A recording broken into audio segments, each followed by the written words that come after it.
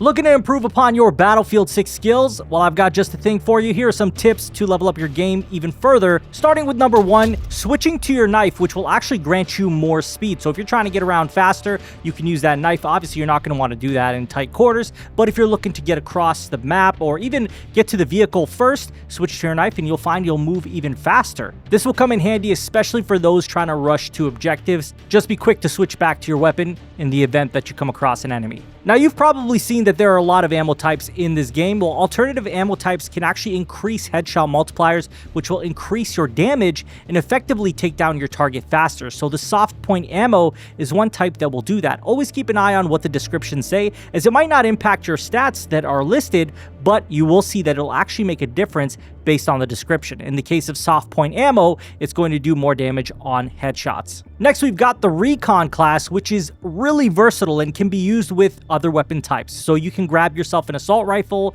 and still reap the benefits of having a UAV, respawn beacon, C4, and motion sensor. You can effectively go into any given situation with an advantage because you have more awareness for the enemies around you. This is what makes the Recon class far more versatile and better. So even if you're not sniping, this is a class you do not want to sleep on. You want to go ahead and be very aggressive. You can do that. You just need to switch that primary weapon. And if you do want to do the sniping thing, you can do that as well. But this is probably the most versatile class out of all of them, so make sure you take a look at this and try it out. You might find that you actually like this a lot more than any other class. Next, we got to obviously talk about the revive situation, what happens when you're down. If you're downed, you can slow down your bleed out by holding the request revive button. So you can also see who is close to you that can revive you as well while you're in this mode.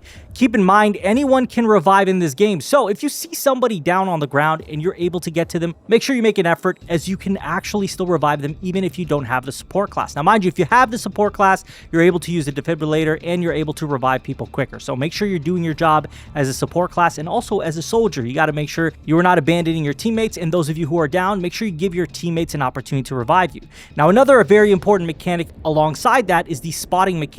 So while you're downed, you can actively spot enemies with L1 or LB, so your teammates that are around you can take down all enemies and hopefully get to you in time for a revive. So keep in mind, when you're downed, you can still spot enemies to help out your teammates to get to you and also to help the team in general. Now, a key point to also remember is once revived, there is a yellow heartbeat icon, which while active means dying again will force you to respawn. However, once you live past the icon, you can then be revived again if you are down. So you want to keep an eye on that, as you want that to disappear so you have an opportunity to be revived again by your teammates. Now remember, if you are down, do not rush to respawn, as you still have to wait. If you don't rush to respawn and your timer is up, you can respawn immediately anyway, so no time is gained by instantly giving up. Now, obviously, if you hold the request to revive, it's going to take longer, but if you didn't do that, waiting to bleed out will make no difference as far as how quickly you get back on the battlefield. In fact, you might even get there faster if you wait for somebody to revive you. And those are some quick tips I have for you guys on how to improve your game on Battlefield 6. Obviously, we're in the second round of the beta,